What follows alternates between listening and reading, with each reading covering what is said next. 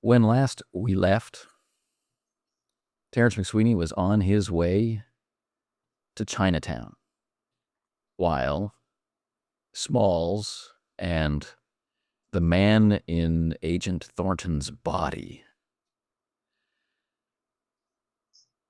were speaking with Agent Thornton's co-worker, fellow investigator, Tyler Prince, in the antique shop while tea boils. So as the kettle whistles into life from the back burner,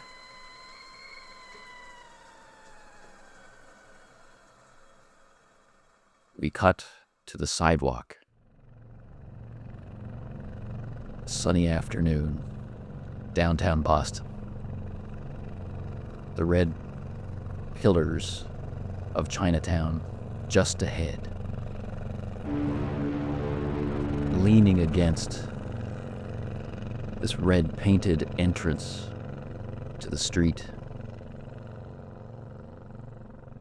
is a man carefully checking the fold of his hat, puts it back on his head, thinning hair, revealing a brilliant blue headband.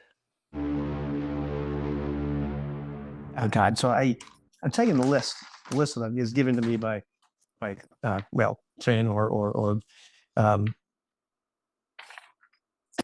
our young friends. I'm just got to kind of put my, like, as if I'm reading it. I'm trying to obscure my face, and I'm kind of veering off. I still want to get to Chinatown, but there's got to be another way. I mean, there's lots of streets. I can't go that way.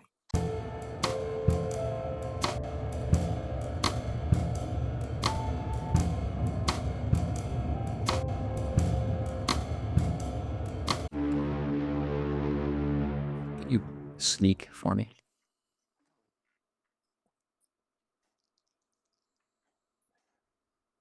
Can I sneak? Well,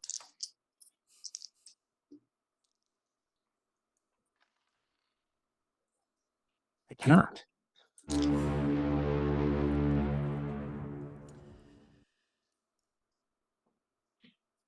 So, cloaked in stealth, wrapped in evasion, as the crowds of people are making their way down the street in the same direction as you, and the crowds of people are working their way up the street in the opposite direction of you on the sidewalk, moving in and around the different displays piled in front of shops. You know that he knows that you're there.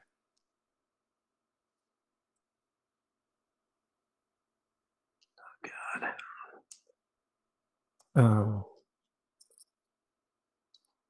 the hell with it.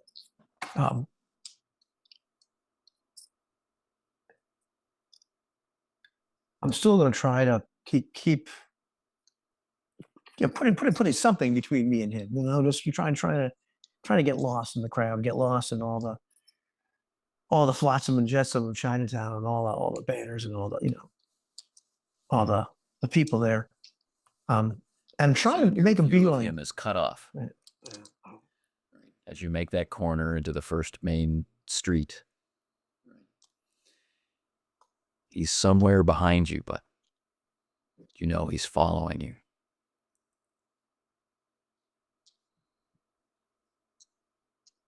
Damn it.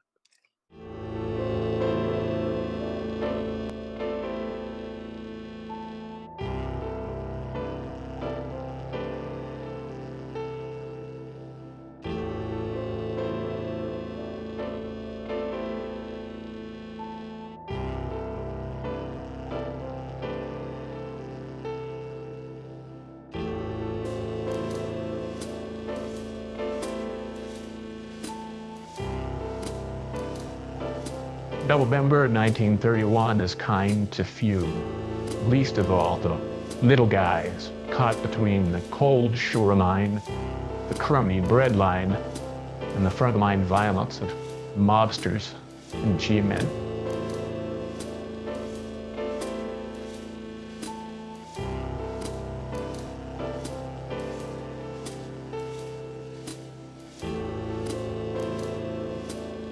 Every day, the news is so bad that people don't even want to line their clothes or shoes with the papers that report it. But the chill talks them into it. Maybe, if they live one more day, it might be work.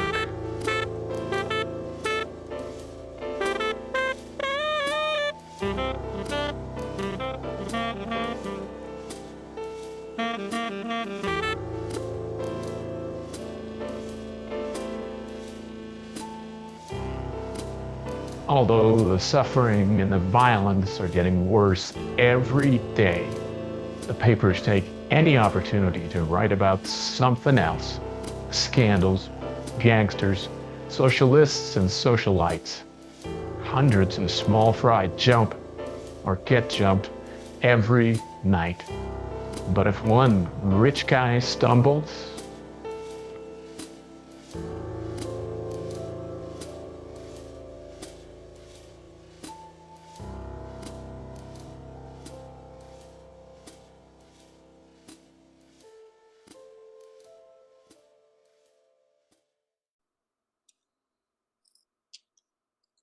and patting my pocket or jacket for the familiar, reassuring pea shooter. Okay. I'm saying, I don't know. I'm just talking out loud to myself. This one, I know what damn. Where the hell am I going to go here? I'm going to go to one of those restaurants. I know there's one of those restaurants that Smalls goes to all the time. At least one of those guys got to know, like where I can find this stuff. I know where that is. Around you, like when soap is dropped into oily water, the local shopkeepers and whatnot, people hustling and bustling back and forth, laundry delivery, crates of vegetables going from one warehouse to a restaurant, this kind of thing. All these people are giving you wide berth, like you're moving in a bubble of your own space, revealing you to anyone who might be looking for you. It's almost like you're Moses, and this tide of humanity enjoying Chinatown is parting around you like the sea. Somewhere behind you, somewhere hidden in that mass of people, is the man with the blue hatband. But on Newberry Street, a different challenge is before you. This prince has the tea things: sugar, cream, steaming mugs. Sets it down. Agent Thornton, do you want yours the usual way?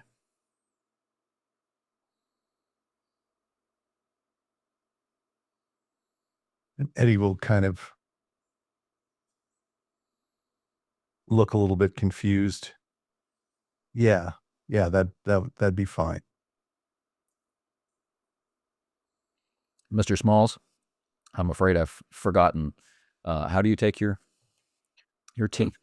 A cream and sugar, please. So he dutifully, with a great deal of precision. He's the sort of fellow who creases napkins, who adjusts spoons and that sort of thing. So with a great deal of precision, he pours in cream. He's watching you as he pours it in, waiting for that moment when the cream is enough. That's perfect, thank you. And then carefully sugars, and then moves to the next cup where he puts in 4 sugars and a dollop of cream and hands it to Agent Thornton. Do you remember how I take it? Sweet tea.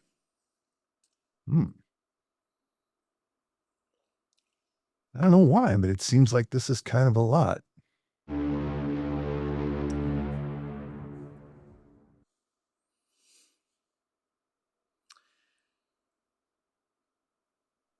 Well, now that we have our tea, some questions about what you saw on the night that the media is calling the mob massacre. At this, Eddie kind of, because he's trying to remember those events himself, he kind of, when he takes the tea, just takes a small kind of cursory sip and just puts it aside, and he kind of leans in a little bit because he wants to hear this too.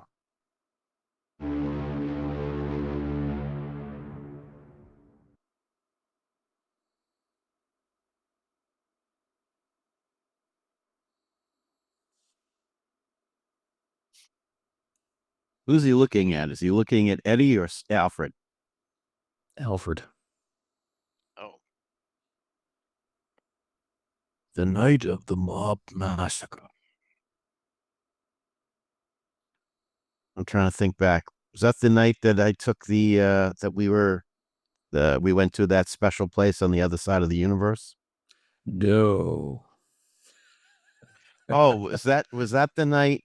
Sorry, it's been this is my cognitive breakdown. This is this the night when everything broke loose in where we found Early in the morning, you had been requested to come for an interview. right, and that was when we saw the monster, right? Was that when we saw the no, not that either. Oh man, I'm totally flunking this exam. I'm like the night of the mob massacre. Like was Smalls even there? I'm trying to think what happened. I'm honestly trying to remember. I must have been so horrible that he's developed amnesia because I don't remember. I'm sorry, guys. I total critical fail here. Excellent. Well, to give Smalls a hand, let's have a no roll. Okay.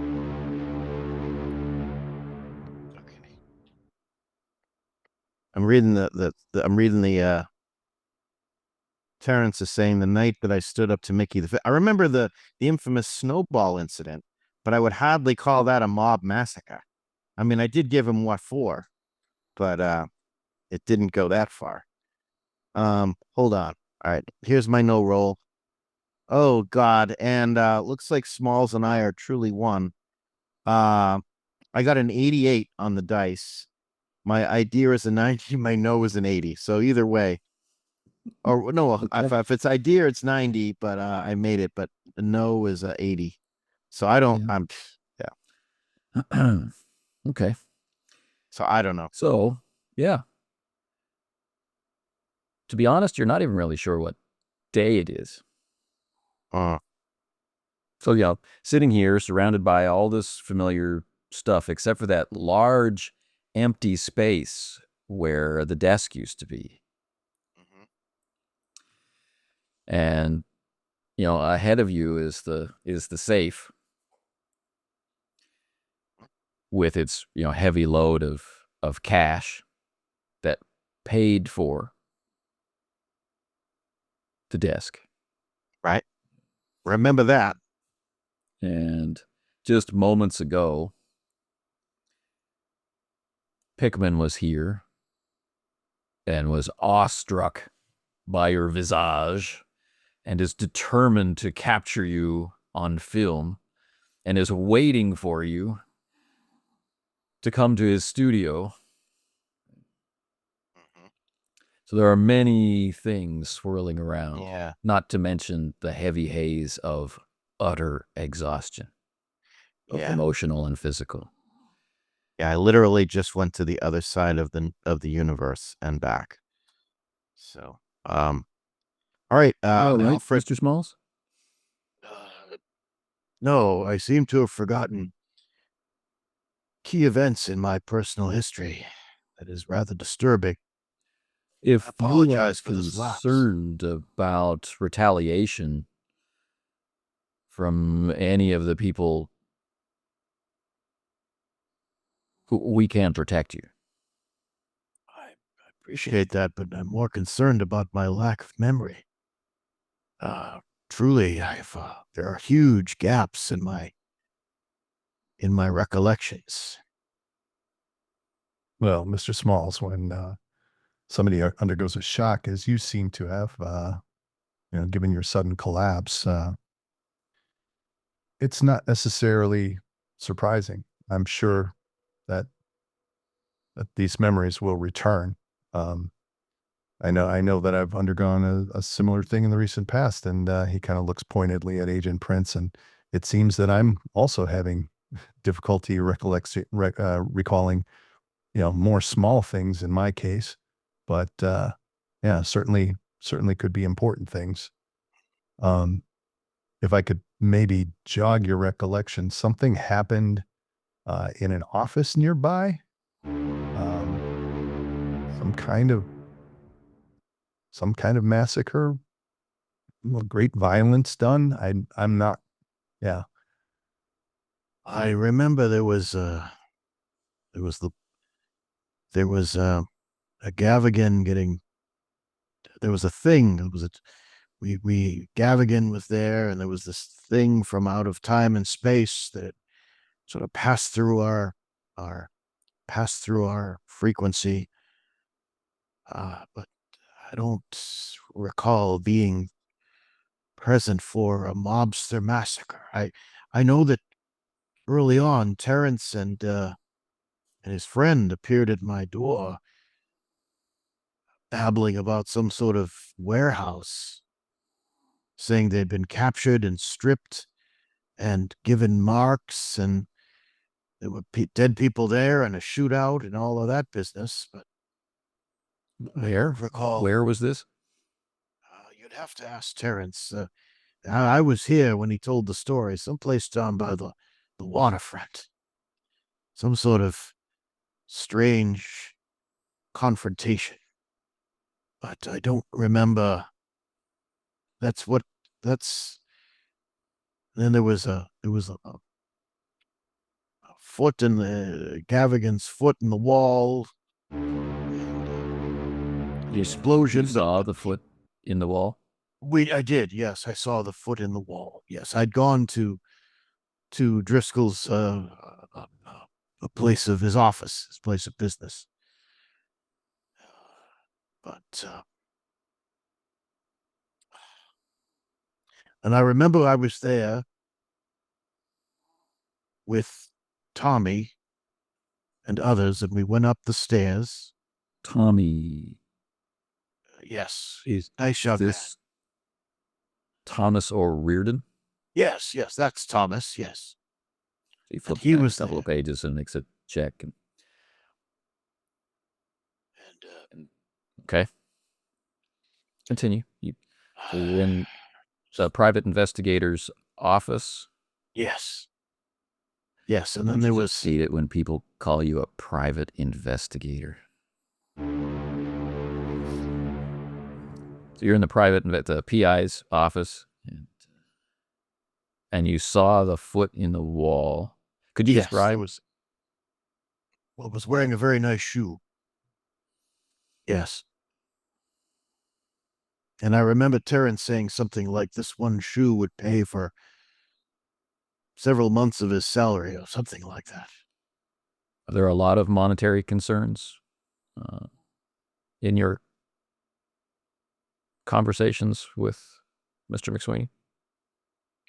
Well, in these difficult times, there's bound to be some conversation about how lean the times are. And when you see someone doing, well, I was going to say someone doing extraordinarily well, you comment, but they're not doing that well if their shoe is stuck in the wall with their foot in it. And to be clear, this was in the private Dick's office, not in the office behind it. The consultant. Well, yeah, I'm not quite sure. It's all a bit hazy. I know we were all through there, but I think you went in. I think it was in the one behind. I think it was in the actual office. the private investigator's office, but I could be wrong. You'd have to ask Terrence to confirm. Was there any indication that these men,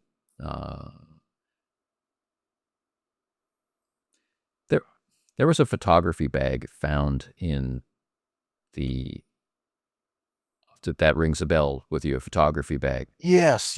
In fact, there was Mr. Callum McGinnis, who had accompanied us. He makes a check.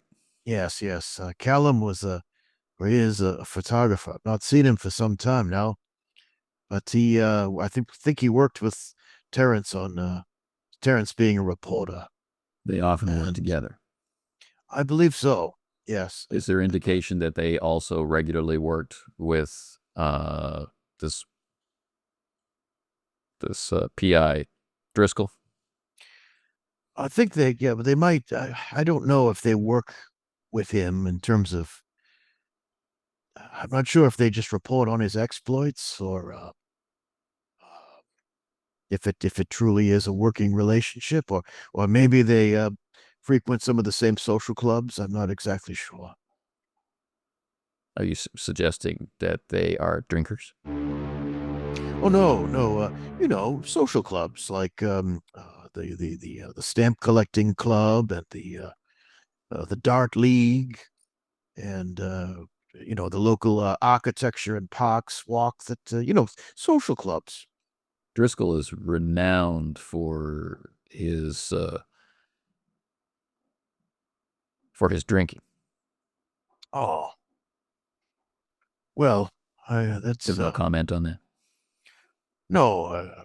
Sorry that he. I hope he doesn't get himself into any spots with that. I know that's been the ruination of quite a number of people. So I hope he's able to control his appetites. So these three men, this Driscoll, McGinnis, and MacSweeney, they work for Dr. Call. I'm not sure if they work for this Dr. Call. Why were you there? Well, I've been asking myself that now for some time. It all started when I was it was early in the morning, and I was sleeping in my bed, and all of a sudden there was a hammering at my door, and it was MacSweeney, all of a fright, with McGinnis, and they tumbled into my office, my place of business, at a very unseemly hour of the morning, and but you could tell they had been through some sort of a devilish fright, and they were babbling on about this warehouse business, and this book, something about a book that they were tasked with finding, and or had found, and it was one of a series of a special book, just one book, or books? I think there was some, if you recall, there was some books taken from an auction house. Yes, Agent Thornton here has been investigating. Yeah, there you go. Well, I believe that Terrence was also investigating in his capacity as a reporter, and I don't know exactly what angle he was pursuing, but anyway, they came to my house asking, because I have some small expertise with old books, things of that nature. And so they brought me into all of this. And this Mr. Driscoll, he was with them, or you did not mention his name? Well, he was. I guess there was something happened. This is before I got there. They came to my shop. They said something about Terrence said something about an explosion or some sort of flash of light, something. And when he got there, this is a flash of light outside the Mr. Driscoll's office, and went inside, and the old Driscoll was there, and but he'd been bashed. It looked like he'd been knocked into the wall or something like that. So this was, I know I hadn't seen Mr. Driscoll at that point. No. So they had visited So the I was office before. secondhand. Yes, before I got pulled into all this business, yes. Meanwhile, on the streets of Chinatown,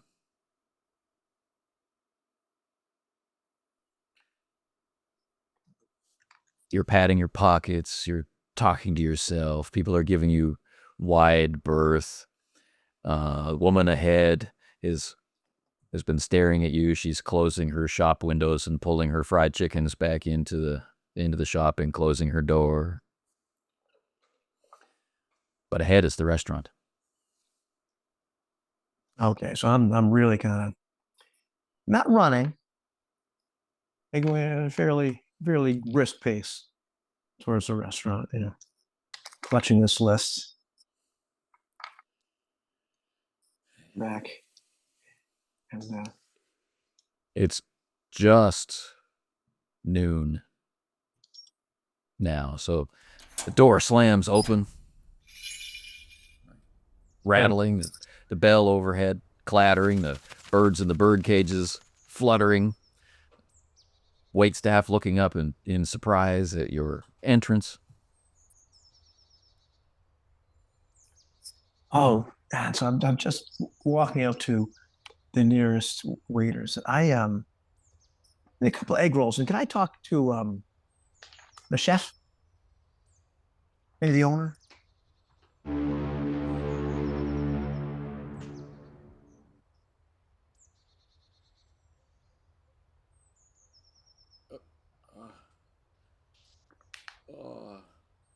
Uncle!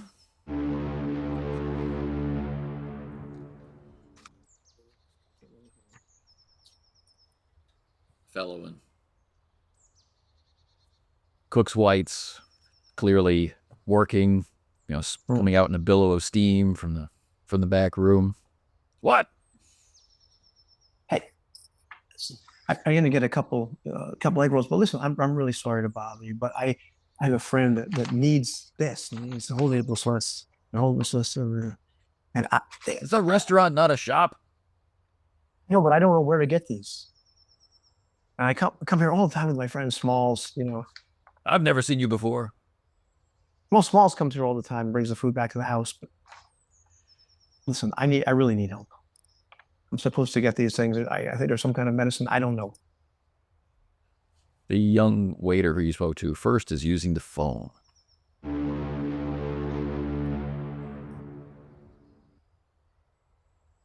Quietly using the phone.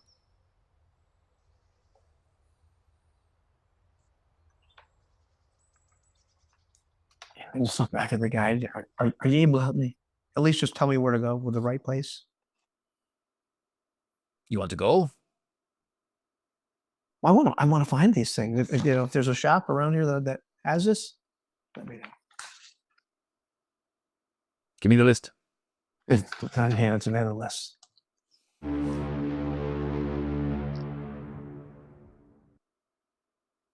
Your friend is sick? Yes. Not you. Your friend is sick. No, my friend's sick. And you're fine? I'm fine. A little tired, but I'm fine. You're tight. Please sit down. You wanted egg rolls, you said? No, I'll get a couple egg rolls to go. That's okay. But Sure. Sit. well, do you know where I can get this? I kind of sort of half sit down. I think I have many of these things. Just sit. Did you say Smalls? Yeah. Oh, he's a very important patron. Yeah, well, he's not doing Very so good with important it. for him. I remember. Sit down. He yells this string of something in another language, presumably Chinese, into the kitchen. Tea? You need some. Mr. Smalls loves his tea. Yeah, please, just sure. A middle-aged woman comes bustling out of the kitchen, pushing a cart to lay things out on the table, teas and sauces. Just sit. You look exhausted. The whole time I'm sitting, I'm pouring the tea, and I'm looking at the door. Now The other patrons. this ingredient is very expensive, very important for Breathing, lungs, vitality, something. energy. Oh, okay. Well, yeah, I absolutely. I don't know. I'm sure I'm able to pay for it. And that down at the Albert Driscoll. This one is just for taste. You don't need this one. You don't have it? Very common. It's sugar. Oh, okay, fine. That's fine. You don't need it. Who is this for? Smalls.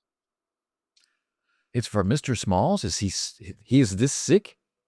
I guess so. I mean, a friend of ours gave me this little list and said, "You go get it for him."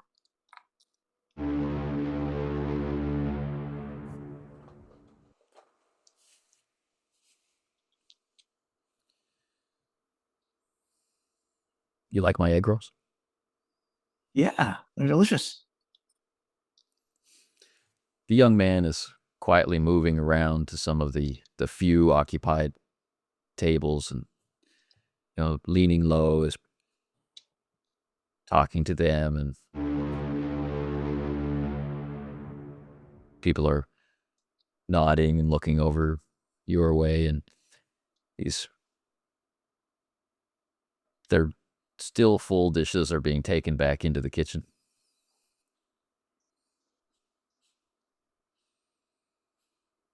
But meanwhile, back at the shop.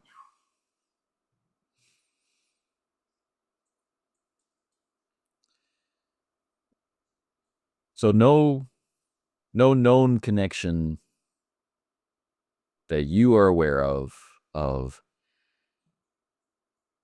Edward Driscoll, Terrence MacSweeney, and Callum McGinnis being employed directly by Dr. Call. No, I don't believe they had a relationship like that. No. I'd like to circle back to why you were there.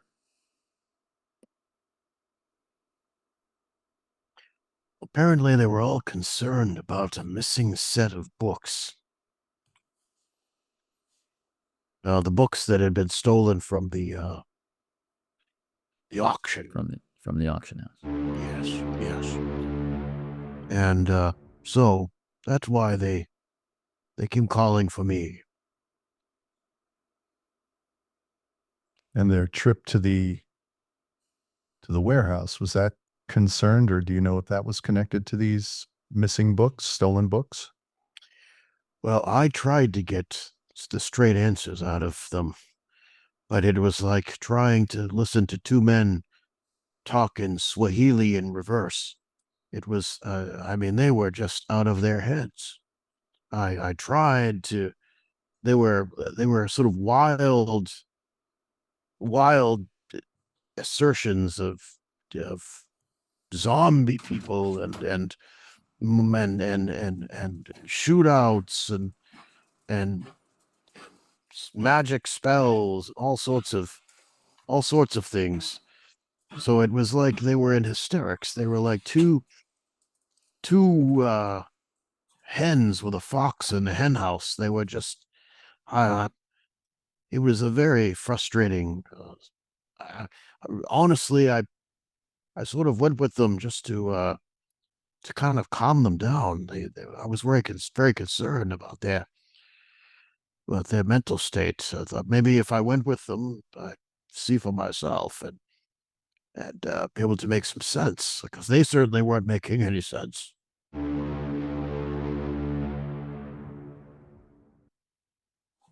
Did they mention any names that would cause this hysteria?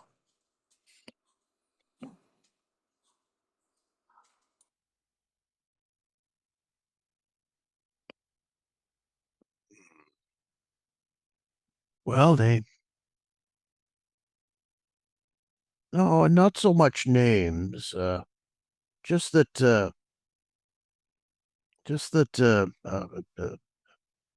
there was some sort of weird ceremony or something going on down by the river or the harbor, and they were swept up in all of this. Do you know which? Strange. You don't remember if it was the river or the harbor? Well, my guess is it was probably the harbor. It Down by might the have been where docks. down by the dock. Yeah, right. The Charles comes down through there, so I think there may be a couple of smaller places right there on the where the Charles empties into the harbor, but I think it was somewhere in the shipping district. Now, I don't want to plant any ideas in your head, but you know that from the newspapers, surely that area is controlled by a mob of powerful gangsters. Yeah. Usually that's how it is with all these waterfront districts.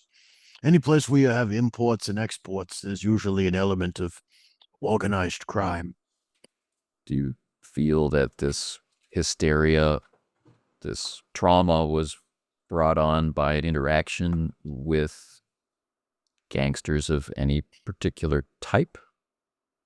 Well, you'd have to ask Mr. MacSweeney or maybe Mr. McInnes directly, but that's possible. My guess is that they ran into these mobsters, and I'm not sure, or somebody that was sort of controlling the docks. Those mobsters may have been held some. So I'm not sure. Maybe the mobsters were trying to put a good scare into them without actually doing them any harm. So the whole thing could have been some bizarre put on. I don't know. Fill these two with wild things, and then for all I know, they could have been drugged. It sounded almost like some sort of hallucinogenic dream. So that could have happened. I mean, I don't want to put ideas in your head that may not be true either, sir.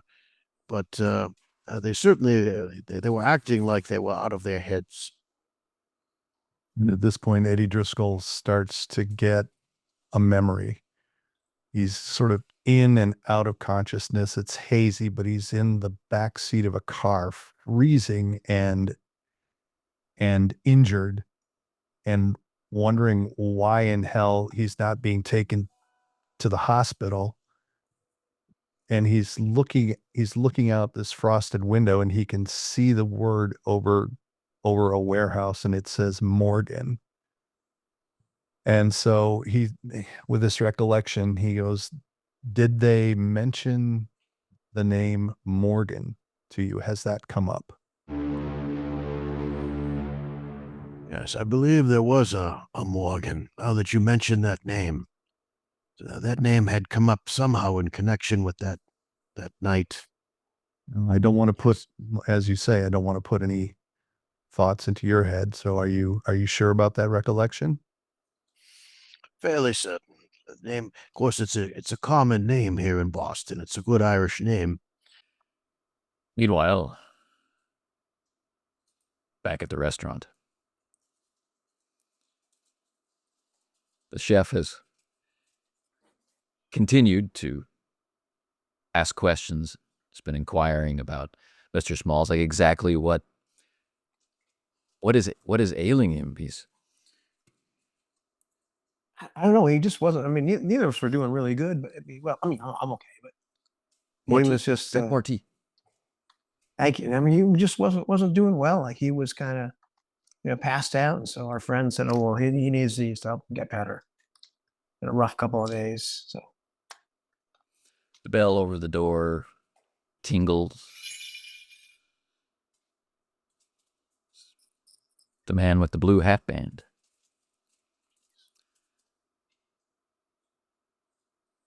Looks around. The young waiter goes up to him very quickly, and he's making this kind of motion, like, oh, no. And they both go outside. And packages of food, takeaway food, are being delivered to the other tables.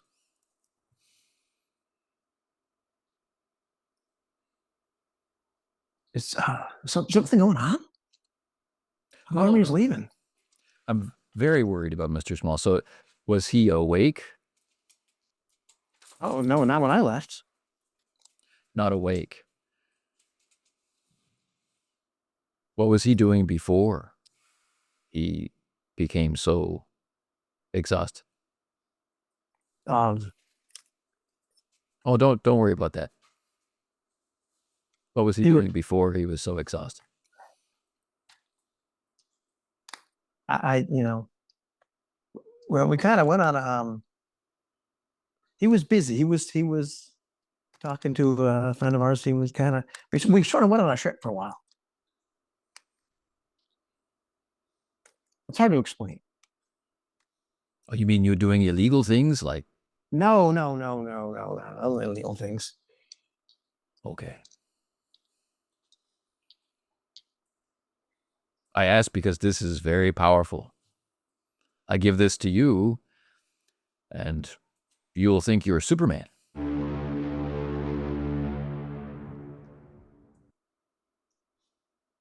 Well, it's not for me, also. You sure this is not for you? I'm positive it's not for you. You want to bring it to him? Hey, we can make him a bag of to go. You know what he likes? You might as well bring him a whole bunch of food. Okay. Come on into the kitchen. Okay. So I'm looking. Sure. The young waiters come back inside, and he's bringing the blinds down across the window. He's flipped the close sign. Kitchen's mostly empty when you get there, and most of the boiling pots have been set to simmer. Sit on a stool over there. Dumpling? Yeah, sure. Starving, actually. It's really hot. Be careful. Already in my mouth, but still. So he's holding the list, and he's got a wooden cabinet in the back in his office, you can see. And he's pulling out these little drawers and taking out the pinch of this and a pinch of that. Oh, no kidding. There's a strange picture of the human body kind of standing in this kind of pose with red lines and blue lines and all these black annotations, right, rising out of every point along the body. Huh. Takes out a mortar and pestle, and he's grinding away.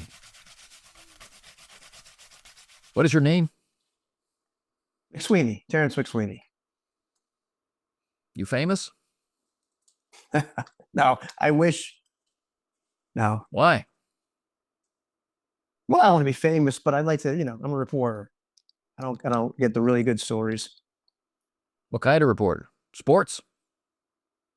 No, just the truth. Young guy like you like sports? Nah, a little boring. No, I go after what's happening. There's stuff that other people don't want to talk about. Don't want to report. Let people know what's really going on. But you don't get the good stories. No, it's tough to get the good stories sometimes. Does that mean there's nothing going on? No, not at all. There's always something going on in this city.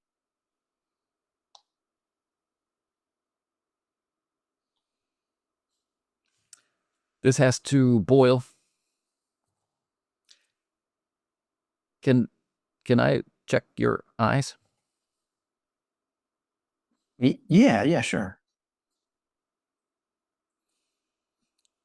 He looks at his hands. He goes over, washes his hands. Oh, that would have been bad. It would sting.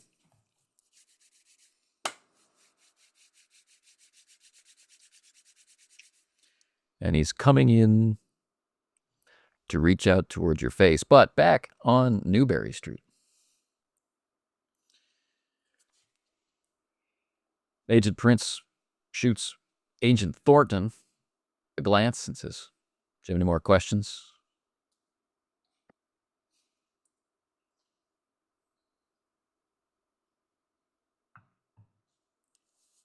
No, I think this is going to give us a little bit more to go on. Okay. So then let's review, because we got kind of our story in a muddled sense. Let's talk about the people that we know. Okay. So then,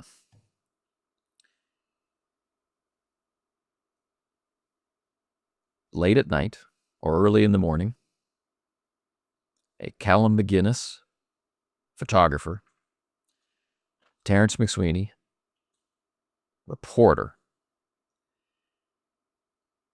woke you up and told you a fanciful story of some kind of experience they had down at the docks, which may have been in one of the Morgan warehouses. Is that a fair statement? Yes, the only thing In that or I would, near one of them. yeah, that's the sticky point that I was going to bring up. You'd have to check with them. I wasn't there, so again, they were so muddled. I couldn't tell if they were in one of those warehouses or out looking at one of them, like in the dockyard. So you'd have to check with them for their exact location. And what they were looking for were these missing books from the auction house, like everybody else. Apparently, yes, some kind of, they knew, I'm sure, this is a bit of supposition, but they knew that there'd be a big story in it. I'm sure that's why they were tracking them down, or trying to. Do you think they were tracking him down for the story as reporters and not as treasure hunters for the money? Well, that would be my guess. Yeah, I would say that they've always been on the news beat rather than trying to find them for some sort of finder's fee. Because you'll forgive me for pointing out, Mr. Smalls, and this is not my department. We're with the Prohibition Bureau. We're concerned with smugglers like, well, the O'Shaughnessy's and their gang-related activities. That's our purview. But you'll forgive me if I point out that it could look to a jury like two treasure seekers, some might call them thieves, were looking for a fence to properly get a valuation on a rare and exotic item or items. Well, that's quite a story in and of itself. I'm not sure that really fits my two errant friends, though. I just don't see them. That's you'll beg my pardon, but I think that's a bit too sophisticated for them. I just feel that I don't see those two pulling off any heists whatsoever. I think they bumbled into something. I think they were hungry for a story, trying to make the rent, and bumbled into something that frightened them. And then, in sort of a half hysterical state, they turned up at my door. But like you say, that's my supposition. You have your supposition. But anyway, I guess For the you'd have to purpose check. of this conversation, you have two friends who are hunting a story, known reporters, hunting a story. Callum McGinnis is certainly associated, according to our files, with stories about gangland. Wait, You have to go where the photos are. You have to go where the stories are. They had some sort of. I dramatic could say the experience. same of say the same of you gentlemen. Not to begging your pardon, but where there are criminals, there are lawmen. There are many of you that are cultivating associations for your own lawful purposes with organized crime. So I wouldn't. But I'm just kind of making that point that there are a lot of people, law-abiding folk such as yourselves, who cultivate or walk on the criminal side, if you will, for very good purposes, such as keeping the law upheld and keeping people safe. But go on. I'm interrupting far too much. You go ahead, sir. Let's cut to the chase here, Mr. Excellent. Smalls. Let's cut to the chase here, Mr. Smalls. They came to your office, or they came to your establishment here. They were clearly agitated about something, Yes. but they inquired about these books. What was the nature of that inquiry? Was it a monetary value? Was it the contents of the books? What was the conversation? Again, I'm not trying to be difficult, but the conversation was very difficult to try to pull out of them. These books were involved something, whatever happened to them down by the waterfront had something to do with these books. And so however they associated that with me, perhaps being a dealer in books and antiquities, that somehow they must have fused whatever happened down there with me. They connected me to knowledge of books and old things. So they came looking for me, and then they pulled me along into their, again, I was sort of trying to go with them, calm them down, and get the story myself. And it's been quite a tempest of disordered events. Anyway, I'm sorry, sir. Looks like I've gone and interrupted you, just like I interrupted the other good agent here. I'm not sure if I'm helping or hindering in your investigation. Now, Smalls is very pale. Eyes are sunken. He's a big man. His breathing is labored. And in moments of silence, there's that kind of dropping off. Uh-huh.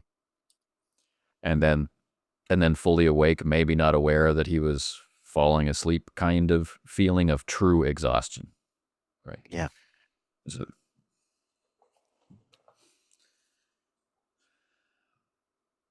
Mr. Smalls, is there anyone we can call to stay with you? You are very kind, but I'll be fine. Already this tea has reconstituted me somewhat. I think I'll just pull down my bed here, gesture to the Murphy bed by the wall. I'll just lay down for a bit and try to Smalls is recuperate. pointing at an armoire, which is next to a china cabinet, and sofa. So whatever this Murphy bed, he's remembering it's not in this room.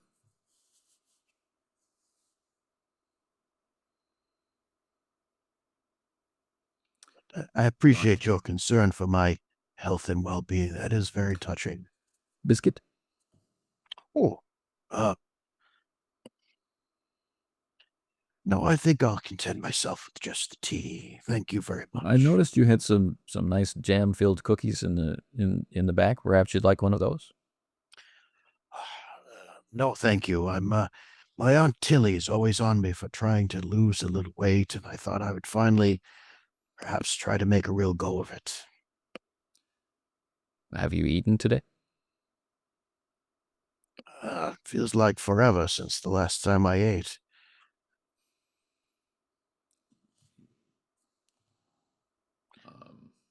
If it's not an imposition, maybe some broth. You two No, could don't. continue to talk, and I could. Oh, that's fine. No, don't. Unless you make some for yourself, but I'll make some otherwise, for myself. Yeah, that's fine. Help yourself. There's some bouillon up in the second cupboard up there. So And I'll even make a bit of a show of nibbling on the biscuit, but I won't really, just kind of. So Prince gives Thornton a look, says, "Sir," and you can almost hear the heels clicking. And he heads upstairs, and you can hear him moving around in the kitchen. As he moves away toward the stairs, Eddie will say, "Yeah, I actually kind of had the same thought, Agent Prince. So you'll find some bouillon cubes out on the counters, and I believe." It's so nice to have the federal authorities so concerned over an average citizen's well-being. This really is touching. Thank you. And Eddie kind Meanwhile, of it. in Chinatown,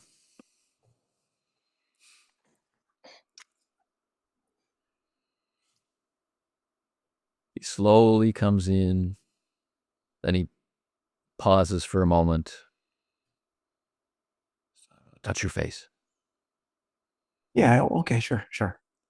And then he places his hand on your face, and he's kind of drawing the skin down so that he can look into your eyes.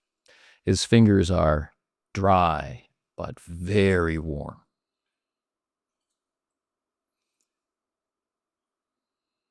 You are under a lot of stress.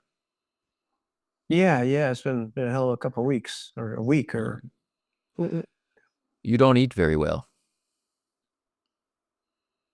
Well, when Smalls is feeding me, yeah, but No, I mean, your normal diet is not healthy. well, not always. Looking in one eye, right, then looking in the other. Then he says, "Oh, your hands?" Oh, yeah, sure. But he doesn't look at the palm. He turns them over and he starts examining the nails very carefully. He says,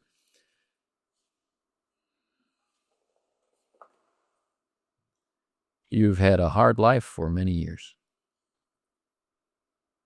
Well, I suppose. Or why do you say that?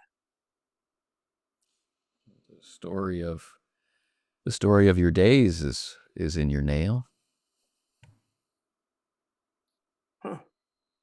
He reaches out, 2 fingers to touch behind your jaw, moving around, feeling your pulse. Your heart is strong. Huh, that's good.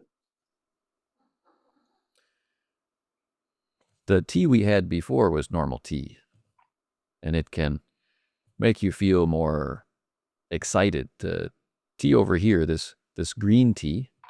Have you had green tea before?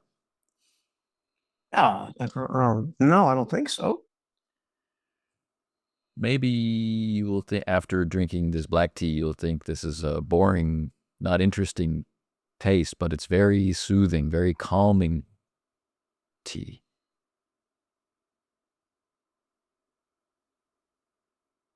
Yeah, sure, sure. I'll think so. Is that stuff going to take a lot longer for Smalls? No, Oh, okay. Yeah. but after it boils, it will cool, and then we will grind it again. It will be a powder, and you can add it to a green tea mixture like this. He will need to rest. Maybe one day. Mr. Smalls is a Big. important man, so maybe 2 days. He'll have the powder in a tea. He will rest. He will wake. He will eat. He must eat what I send you, not other things. And sleep. Yeah, sure. So he brings over a small teacup with no handle, right? And then he gets another one for himself, and he pours 2 small amounts of this very pale green tea. Yeah. Only the very generous among us could call this color green, but Right. right, he drinks. Yeah, I guess, small swing. Yeah. Not bad. Not bad. Are you having bad dreams? If you could say that. Are you having pains? Chest pains? Got my chest. Not in my chest. No, I got a little injury, but Oh, the curse. I know about that. I'm not just a cook. Well, I could figure that out.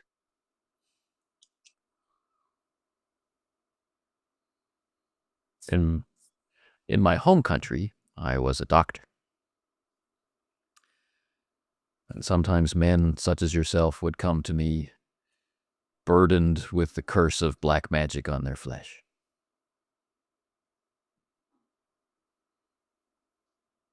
But here I'm just... Yeah. I don't suppose you ever told anybody they had to take their eye out to get rid of the curses, did you?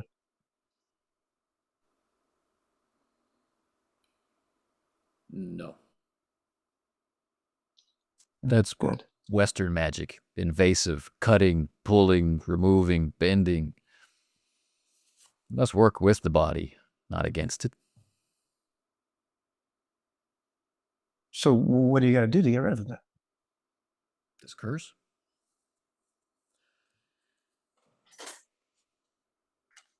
A man who would so change the nature of another as to curse him, he's not a man that we should suffer to live.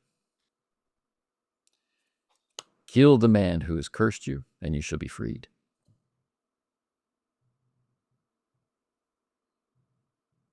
But this is America, and that's illegal.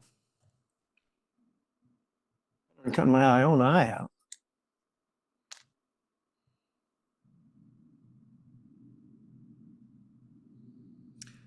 Now, I'm very sorry to tell you this.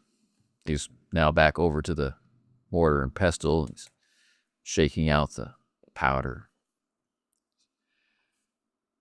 My cousin is very concerned. Your agitated nature and a gun in your pocket. And so he's called the police.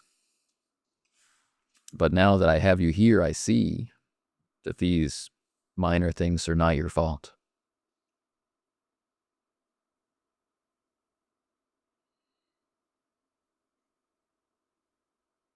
So, it was so what are you saying? Well, this powder for Mr. Smalls, this I'll give to you for free. Out of love for Mr. Smalls.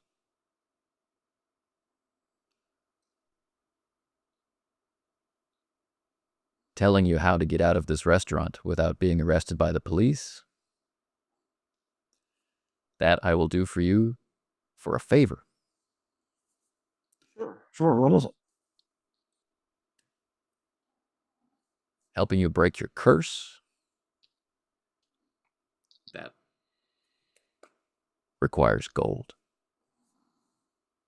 Well, how much gold? A lot of gold. It's tradition. Well, throw down the paper. Well, give me a number. You could bind yourself to me as my manservant. That's manservant. Only What for your what productive years. It would end when you were 50 or so.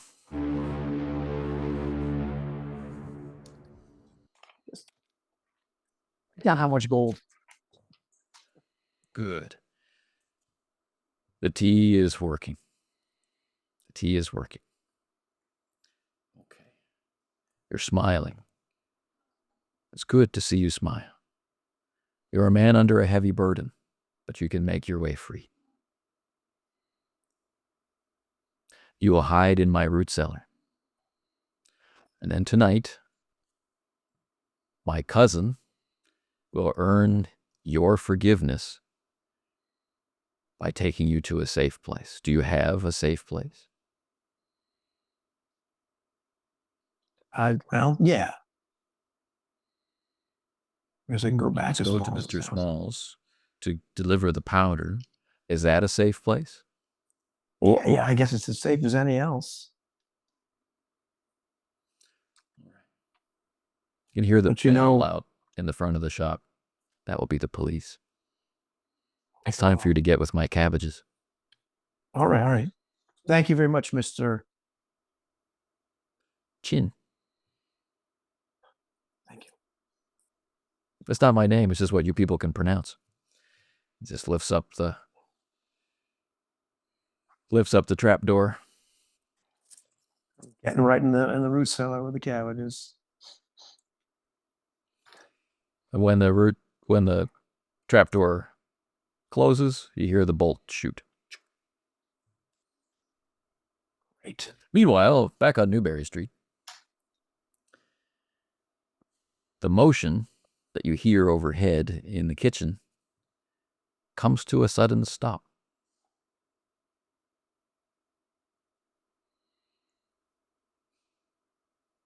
Call out Agent Prince.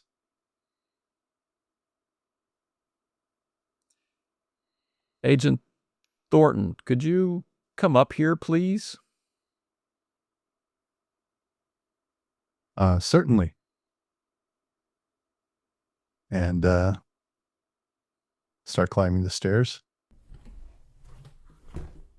The stairs creak.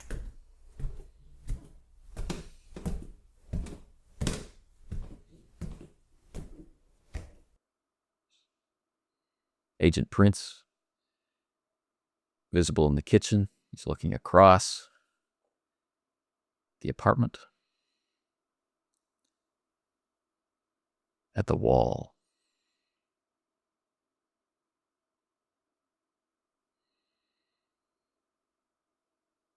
And Eddie will kind of continue up the stairs and see what's there. Is it The message in blood, still there.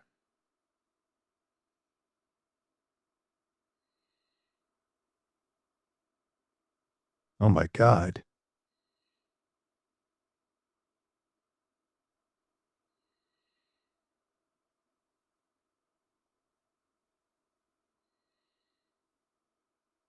Is there another way out of this place, Alex? None I know of.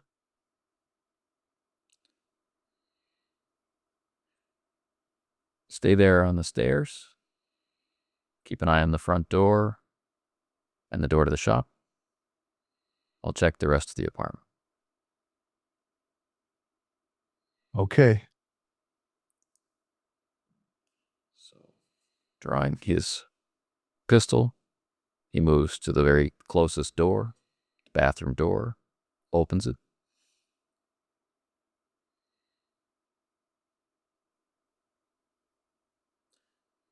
Bloody razor in the wastebasket. Okay. Moves out. There were no visible wounds on Mr. Smalls.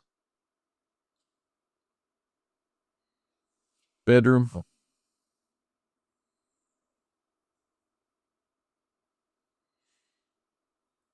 Checks the rest.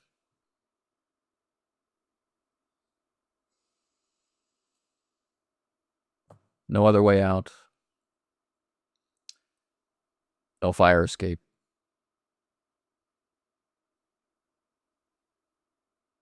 All right. Did you notice a back door to the establishment? I can't quite recall, but I wasn't really looking. Out of the kitchen, perhaps? First floor? The shop's on the other side.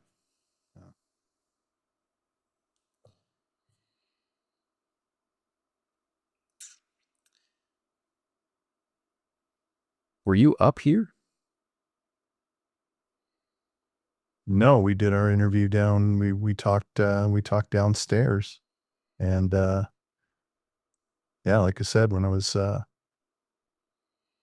you think he knows it's here? He was pretty agitated when he came out of the building. yeah, he certainly was. I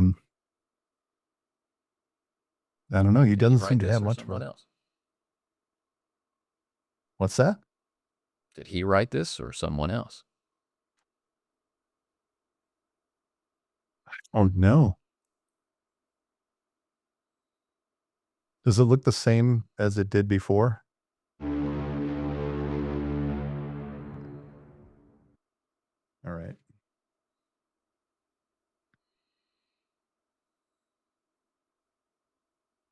Man, this is strange.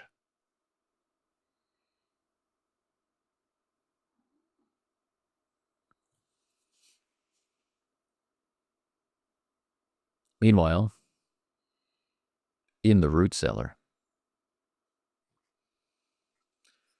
you might not be the only living thing down here.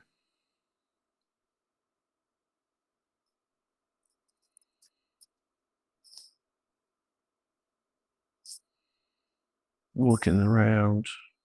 Not much light, but listening. Just a thin squeaking. Rats.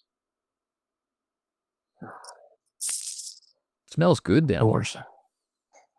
Earthy.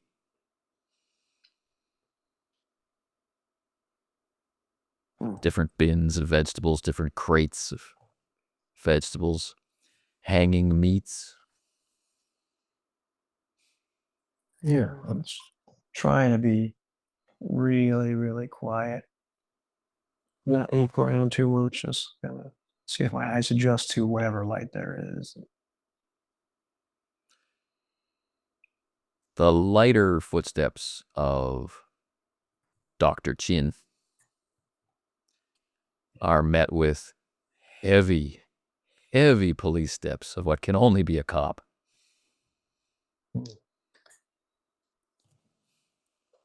And a thick, Irish, inflected Boston voice is asking, "So he's escaped, has he? Fled past you and your staff, back out to terrorize Chinatown." Dr. Chin is like, "I'm very sorry, but I'm just a small man."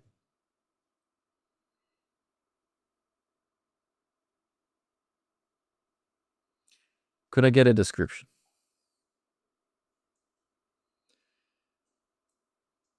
And the description that follows is pretty accurate, but not of Terrence MacSweeney.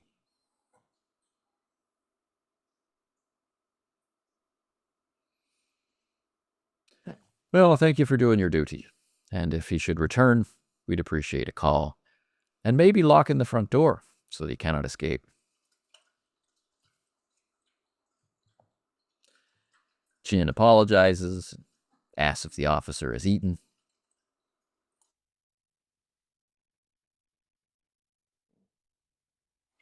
And their voices retreat back out into the restaurant.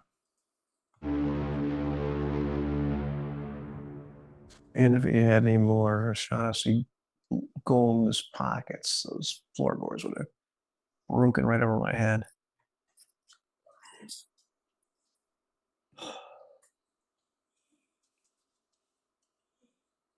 So I look around to wherever my rodent friend is, and that's a close call.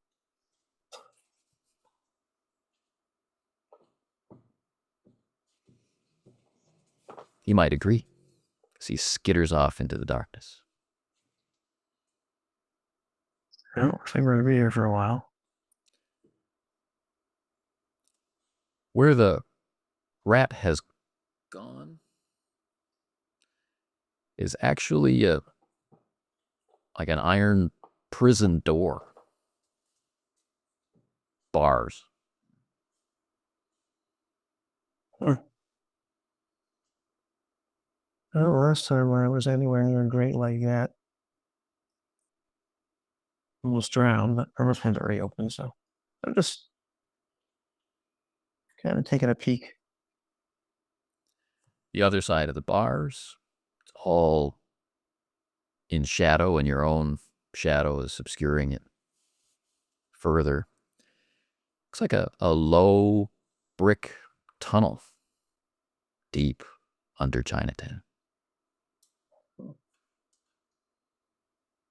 I don't know. That's I kind of actually find the part of the cellar that's it's farthest from. That would be the step. Hey, I kind of huddle back to what's there.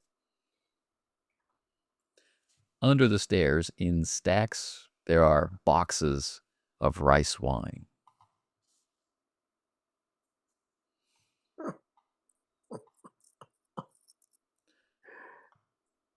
But on Newberry Street, the door to the shop jangles open again. It's Pickman. Have you finished your interview?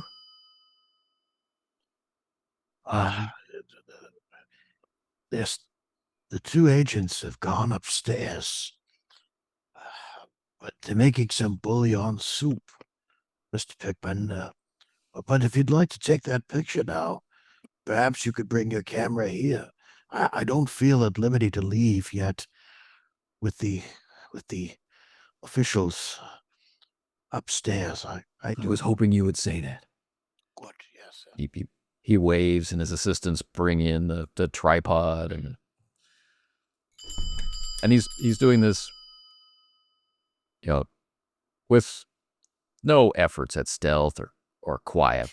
Clearly be heard in the apartment upstairs. And he's setting up, just sitting right there with that cabinet behind you. Oh, you mean the Murphy bell? Oh, how did I get down here? I thought. Oh, I'm sorry. It's been quite a time. Yeah. However, would you like me on this side or maybe this One side? assistant is clearing away the tea. He says, "I'm going to ask you questions." Fine. And just look right here. Look into the circle. Yeah. Now, can I call you Alfred? Is that okay? Certainly, Mr. Pickman.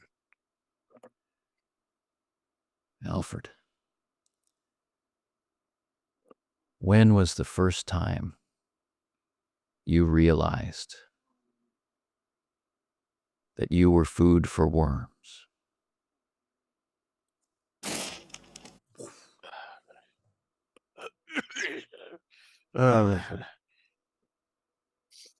Probably when I was a small boy. Yes. I had to go to some family funeral.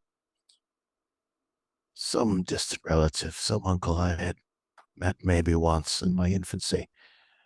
We were all standing there, and I just thought,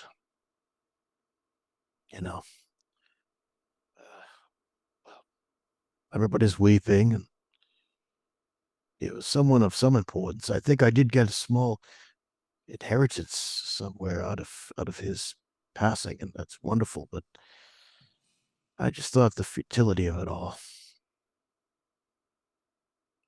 You're a man of great happiness. But what is your regret?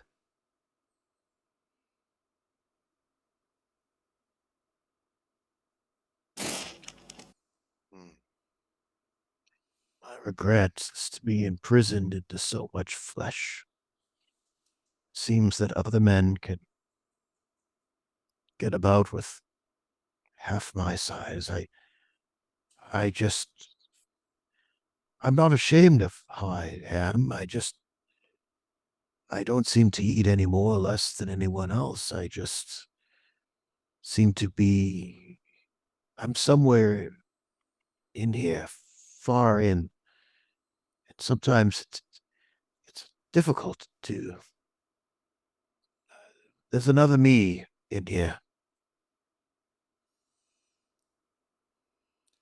Perhaps that's because you've never yet heard the call to adventure.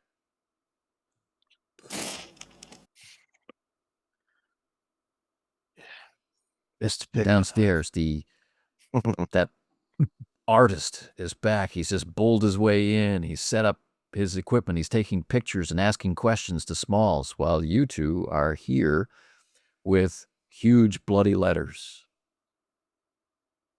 on the wall.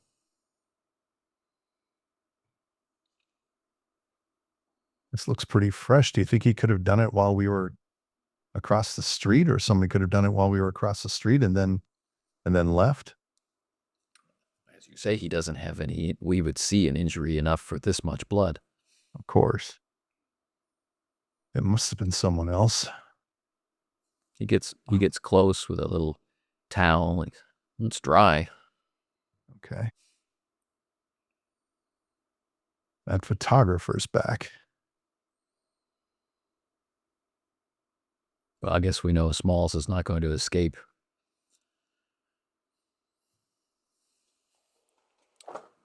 Well, He seems to like to come and go as he pleases. I don't know whether that's suspicious. we're gonna have to call somebody. Do you want to call your friend at the police? What's his name? The lieutenant? Malone?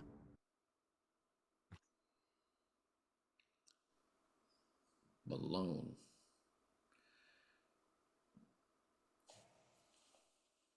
I think there's a lot of Malones. Dr. Call in his files has at least 6 Malones.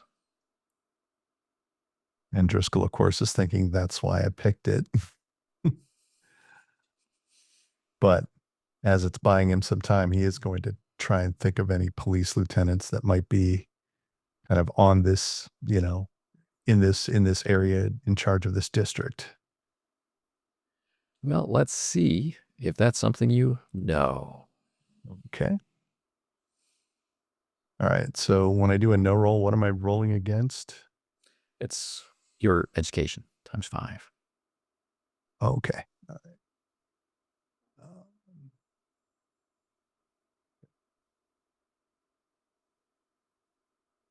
All right, 62 on a 70. Police detective in this area that would be assigned this kind of case. Good chance Lieutenant Washburn. Does Alexander Thornton know Lieutenant Washburn? Would he recommend Lieutenant Washburn? You have no idea. All right. But he's a good egg, this Washburn. What was I thinking? I think Washburn's in charge around here. So yeah, let me call Lieutenant it Washburn, not Lieutenant Malone. I don't know. No, it's definitely Washburn. I don't know why Malone came to mind. He works bunco on the other side of town. You feeling all right, sir? Alex? A lot of this stuff is, well, I'm not feeling myself. I'll tell you that. Especially hearing the stories coming out of Smalls. It's bringing up a lot of stuff. I'm wondering if I shouldn't just head for home, especially since I'm really not here in an official capacity. I think Bill is a good judge of character, and if he recommended you for Danvers, maybe you should have taken that recommendation more seriously. Yeah. No offense. I'm taken. I just want to get to the bottom of all this. I just want to, I don't know. I just want to see it put behind me. There's some sense made of it all. But every time I, it's like Smalls' stories. Every time I dig deeper into it, it seems it gets more and more strange. He kind of gives a sigh and his shoulders slump a little bit, sort of in resignation. All right. Call Washburn. You got things here until they arrive, or? Yeah, sure. All right. And as Tyler Prince agrees to hold down the fort, the doorbell to the apartment rings. Someone wants to come in, and we will close tonight's session wondering who that might be, while Terrence MacSweeney sits under a restaurant in Chinatown, waiting for release.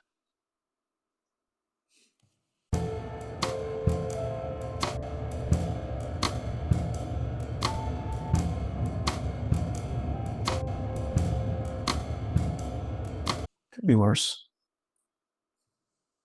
How? How could it be worse?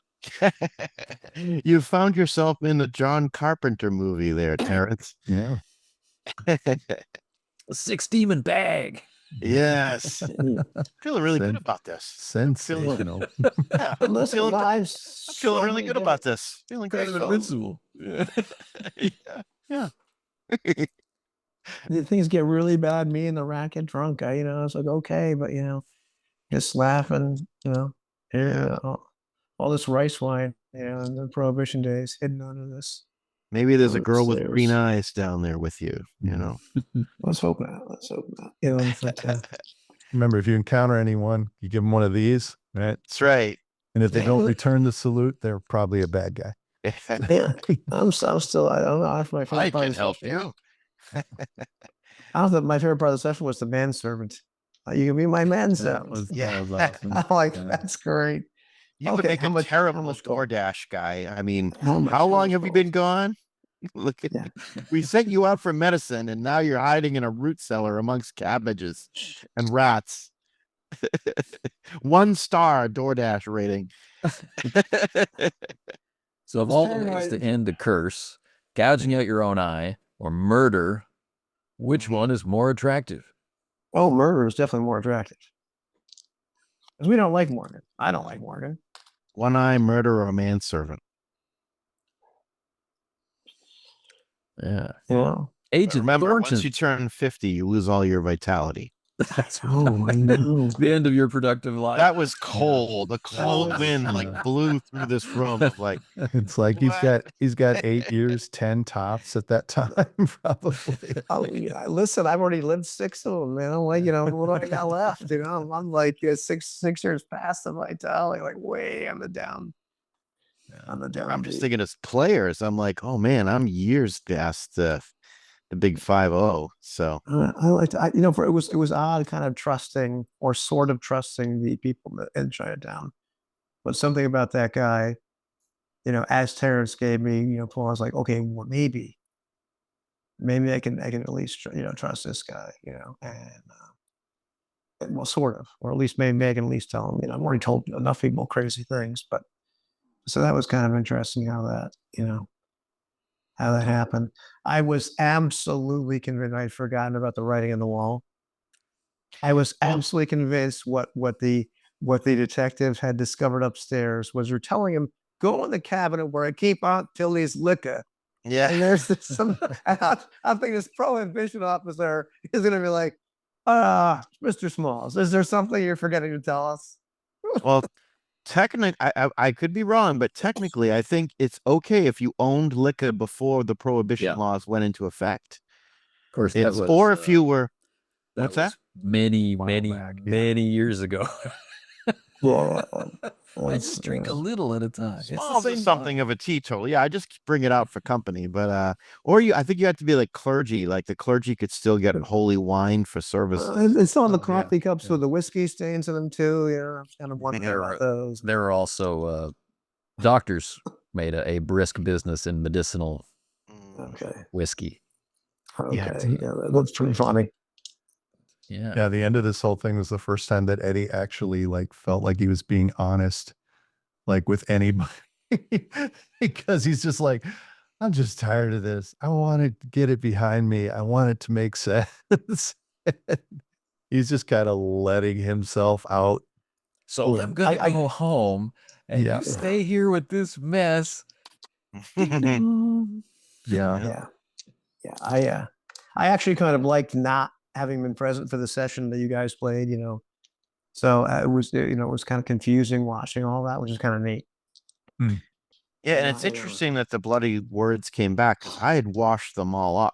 Like Small said, like frenetically, like washed all. Maybe they're like And I forgot wondering- about that You're until wondering about that, and we were dealing with books that grow back.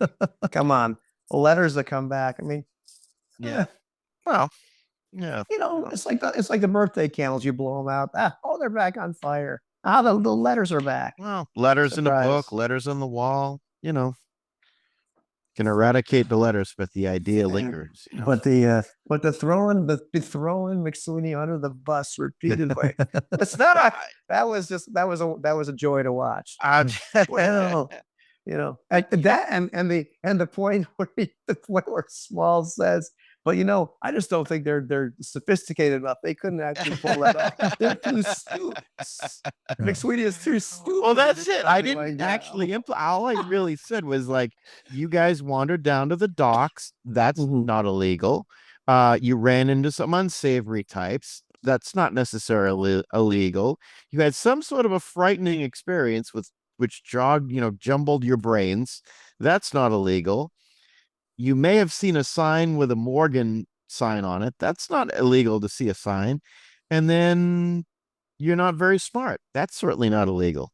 So you're all right. There's no absolutely buses. not. There's no buses here. You're safe. You're good. Yeah.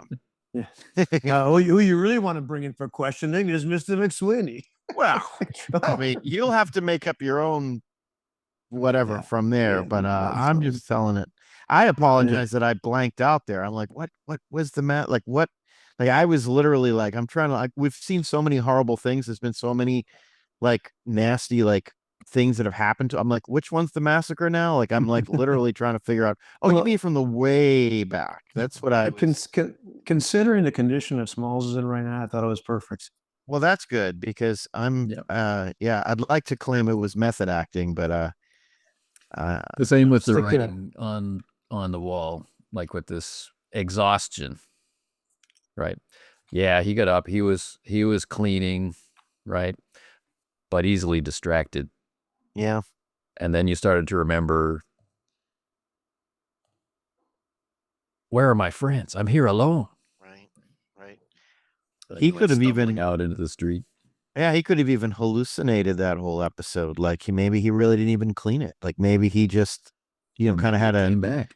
or maybe it came back. Right. Like there's, he's literally been to like the other side of the universe, like stepping through the rents and time and space. So, the idea of a writing on a wall. Yeah. Yeah. So, but yeah. Did you go? What's that, Ivan? Did you go inside the sphere, Mr. Smalls? Inside the sphere.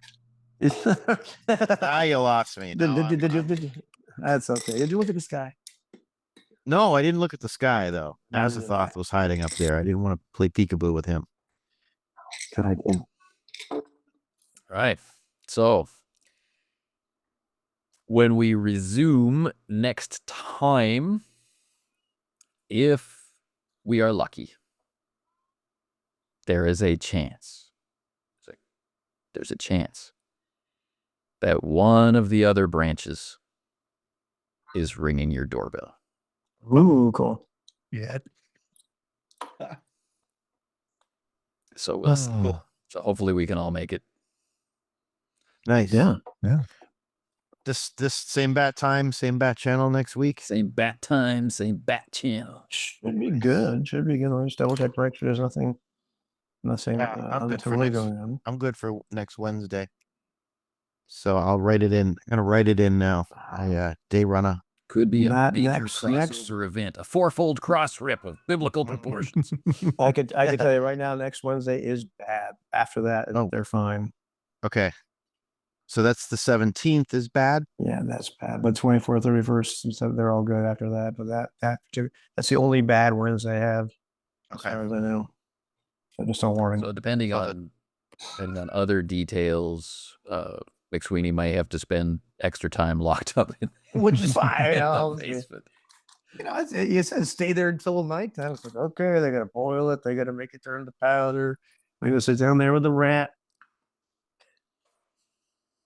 Who's left me, so now I'm just by myself. Rat left you. Yeah, you're down there all by I yourself in the know. cabbages. Oh, now it's only a 3-fold cross rip.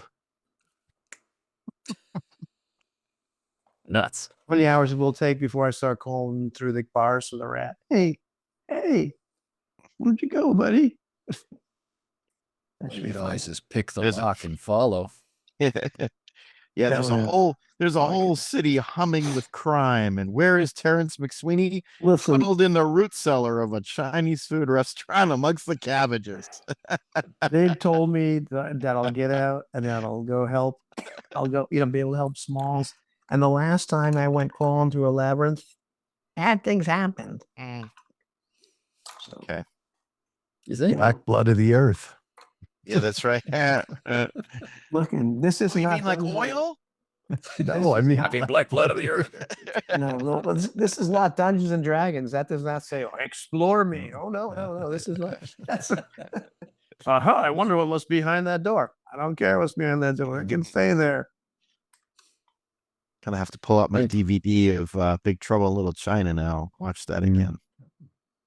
Love that movie. yeah, ditto the front door of small shop. I don't really want to see what's on the other side of that door. Be fine. I'm looking forward to whatever happens. It could be anybody. Right now, it's in a quantum state. It could be a variety of NPCs who are all in the neighborhood. But it Nice. might be player characters as well. Schrodinger's door. Be Martin Ruskin, back from prison. You never know.